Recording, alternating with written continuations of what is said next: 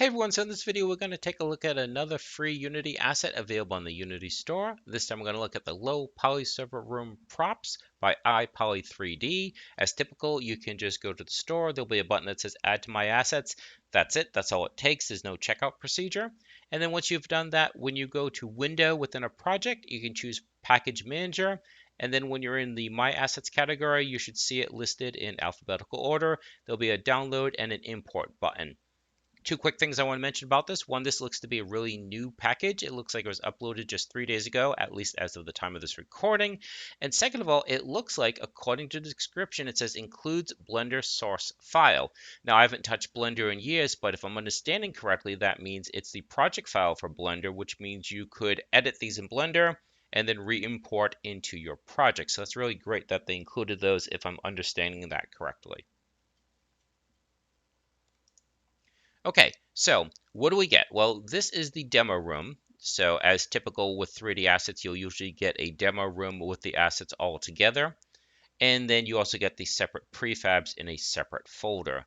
Now, before I go any further, I just want to mention that whenever I criticize something within a package, it's not meant to be running down the creator themselves. I just want you guys to know if there are limitations to the packages, because that's important to know before you start integrating these into your projects and find out that you're going to hit a dead end or it won't do what you want to do. So again, I commend this person for making this package free. I just want you to know that there are a few limitations that I noticed. Okay, so overall, I really do like the style. Obviously, that's subjective, but I think this will work well with other packages that I've seen in Unity, so that's good because very often you're going to have to mix and match packages. But here is a common problem. See the camera here? It is a solid object. There are no child objects, which means the top part, the actual camera, is the same as the bottom. So you can't rotate the top. You can't angle the top. There's no way to have this animate in the in real time while the game is playing. So say you wanted this scanning back and forth, you can't. The whole thing, including the arm and the mount, would rotate as well. So I do want to mention that. I don't know if that's something that would be changed in a future version. So we'll see what happens. But for now, this is a solid object. There are no child objects, which means you cannot rotate this separately. The whole thing would rotate, and obviously that just wouldn't look right rotating the mount arm. And that's a common theme in this package. Like if we go to the door, you can see it's one object, and it's not just the door, it's the wall as a whole. Like if you rotate this, that's the whole thing. So in other words, there really isn't a separate door object. Now again, they did include the Blender file, so you could possibly rework that. But as it stands, it is not really a door. It's more of a decoration. It looks like a door. Now, that doesn't have to be a deal breaker because there are games where there are doors that you can never go through. Like Silent Hill has dozens and dozens of doors that you never go through. But there's also games where you don't have to animate the doors. Like a lot of point and click adventures, you tend to just jump to the next scene. So that doesn't have to be a deal breaker, but I did want you to know that you're not going to be animating doors, you're not going to be animating door handles. This is all one solid object, at least currently. Same thing for the fire extinguisher box here. Again, it looks great, but the box itself is a solid object. If you come over here, you can see there's no child object, so the door is not a child, so it can't be opened. And the fire extinguisher itself, not that this matters, it's its own separate object, which is good because you could have these just sitting around on the floor or something rather than only be in the box.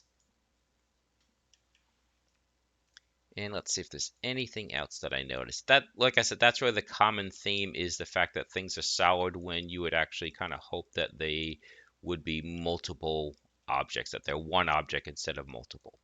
So now this one, though, as you can see, if you expand this out, there is indeed a child for the door. So that's great. But unless I've got a setting wrong in my inspector, in my editor, if you try rotating this, it's rotating the pivot is the middle. Now that too does not have to be a deal breaker. There's an easy way around that.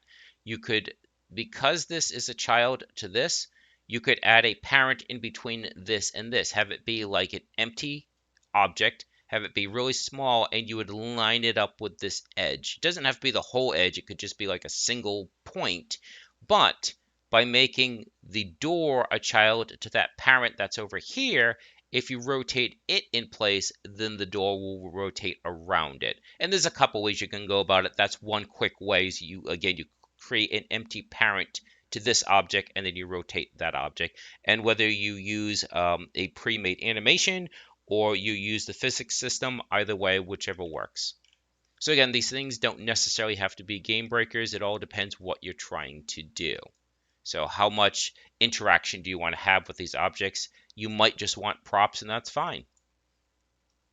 Another nice touch, they added these electrical cables. Again, the door does not open, but they did add electrical cables. You would not, I'm surprised by how many server rooms, packages in Unity that is, that don't have electrical cables. So that's a nice touch that they added that.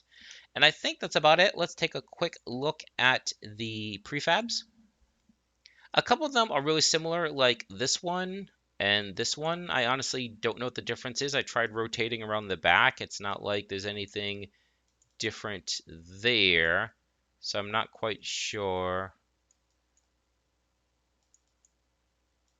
So I'm not really seeing a difference. If you do, great, but I'm not seeing a difference, but that's fine. That's just, two objects.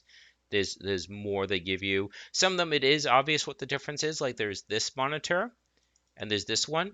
Clearly, this one has that wide bottom, the wide bar at the bottom. So that's an aesthetic that I think HP was using for a while. I think some Macs did something similar to that as well. You have a desk, and the desk is operable.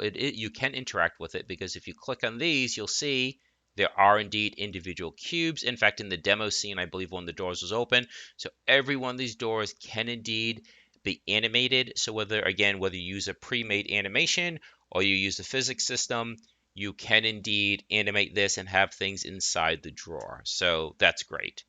So let's back out of that.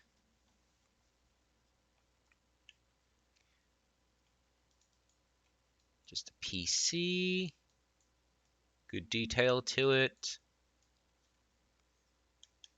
Okay, I think that's about it. As far as me personally, I will probably use some of these in the Endless Runner game that I'm working on. I think I've shown bits and pieces of that project.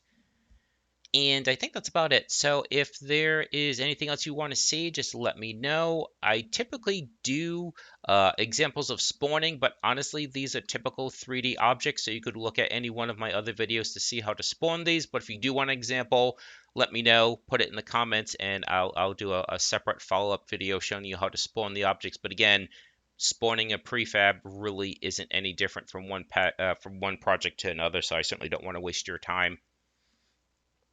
Okay, so that should about do it. If you like this video, please consider leaving a like. If there's other packages you want to see, please leave a comment.